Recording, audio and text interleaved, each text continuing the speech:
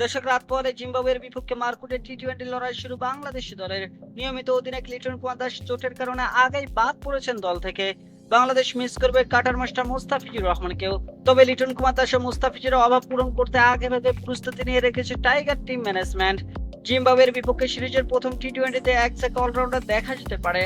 Bowling আর batting line up নিয়ে এই ম্যাচে কেমন হতে পারে টাইগারদের সেরা একাদশ, সেটাই জেনে নেওয়া যাক এক নজরে। ওপেনিং এ তানজিদ হাসান তামিমকে নিয়ে কোনো শঙ্কা নেই। ওয়ানডে সিরিজে ব্যাক টু ব্যাক 50 দেখা গেছে তার ব্যাট থেকে। শেষ ম্যাচে তো অল্পের জন্য সেঞ্চুরি পাননি তিনি। এবার টি-20তে তার ঝড়ো ব্যাটিং দেখার অপেক্ষায় ভক্তরা। টি-20তে অবশ্যই তামিমের পার্টনার হিসেবে সৌম্য সরকার নেই। দর্শক, থাকবেন সাইফ হাসান।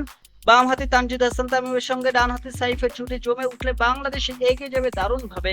নাম্বার 3-এ দেখা যাবে পারভেজ হোসেন ইমনকে। ব্যাটিং এর পাশাপাশি উইকেট কিপিং এর দায়িত্ব পালন করতে হবে তাকে, কারণ চোটে পড়ে লিটন কুমার দাস যে স্কোরে নেই।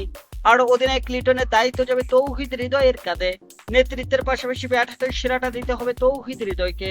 জিম্বাবুয়েকে মোকাবেলা করতে এক চাকা অলরাউন্ডার নিয়ে মাঠে নামতে পারে বাংলাদেশ দল।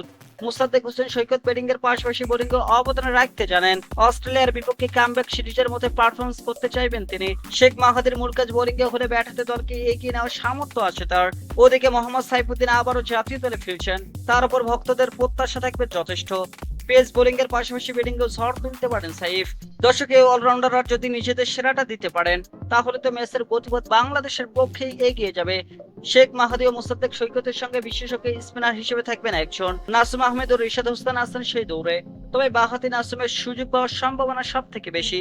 ওদিকে পেস ইউনিটে মুস্তাফিজুর রহমান নেই, গতি ঝড় তুলবেন নাহিদ রানা। নিজের দিনে রানা একাই তো সব পরিস্থিতি বদলে দিতে পারেন। তার সঙ্গে অভিজ্ঞ তাসকিন আহমেদ আছেন।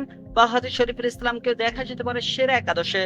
সব মিলে একাদশ যেমনই হোক না কেন, যারা সুযোগ পাবে নিজেদেরকে উজাড় করে দিয়ে ম্যাচটা জেতাতেই হবে। টেস্ট ও ওয়ানডে হারের কথা বলে টি-20 সিরিজে যে বাংলাদেশকে জিততেই হবে। দর্শক, বাংলাদেশ সময় বুধবার বিকাল 4:30টায় শুরু হবে বাংলাদেশ ও জিম্বাবুয়ের মধ্যকার সিরিজের প্রথম টি-20 ম্যাচ।